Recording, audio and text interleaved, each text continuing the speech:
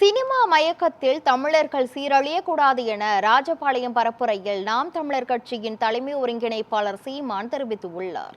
விருதுநகர் மாவட்டம் ராஜபாளையம் சட்டமன்ற தொகுதி நாம் தமிழர் கட்சி வேட்பாளர் டாக்டர் கார்த்திகேயனை ஆதரித்து நாம் தமிழர் கட்சி தலைமை ஒருங்கிணைப்பாளர் சீமான் பிரச்சாரம் மேற்கொண்டார்.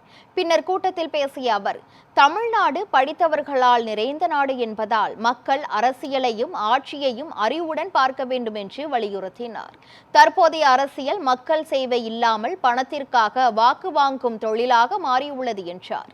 அரசு வழங்கும் இலவச திட்டங்கள் சீரழிவை உருவாக்கும் என்றும், மக்கள் தலைவரை சாதி மத பணம் இல்லாமல் மனிதநேயம் அறிவு தன்னலம் அடிப்படையில் தேர்வு செய்ய வேண்டும் என்றும் வலியுறுத்தினார்.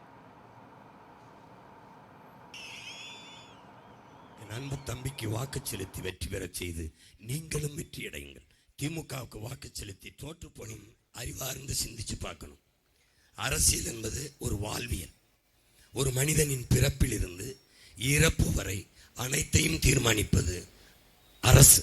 அந்த அரசை தீர்மானிப்பது அரசியல். இப்போது உன்னுடைய எதிர்காலத்தை, அடுத்த 5 ஆண்டு கால எதிர்காலத்தை தீர்மானிக்க போகிற அரசை நீ நிறுவப் போகிறாய். அதை நிறுவப் போவது அரசியல். அதுக்கு உதவப் போவது தேர்தல். இந்த தேர்தல் தான் உன் எதிர்காலத்தை தீர்மானிக்க போகுது. உன் எதிர்காலத்தை தீர்மானிக்க போகிற தலைவனை நீ தேர்வு செய்ய போகிறாய். இதில் யார் உனக்கான தலைவன்? நீ நன்கு யோசிச்சு பார்.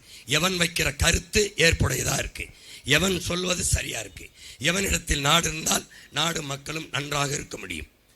சிந்தித்து பார். படித்தவர்கள் நிறைந்த நாடு தமிழ்நாடு என்பதை காட்டு. அறிவார்ந்தவர்கள் நிறைந்த நாடு என்பதை காட்டு. தற்குறி கூட்டம் நிறைந்த நாடு என்று காட்டி தலைகுனிவை ஏற்படுத்தாது.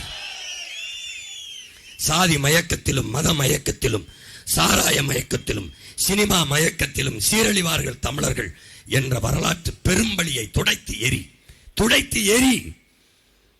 எரி. இனமானமும் தன்மானமும் கொண்ட கூட்டம், மானத்திற்காக உயிரவிட்ட கூட்டம். அந்த கூட்டத்தில் வந்த கூட்டம் இன்னும் முற்றுமுழுதாக அழிந்து விடவில்லை, இருக்கிறது என்று உலகத்திற்கு காட்டி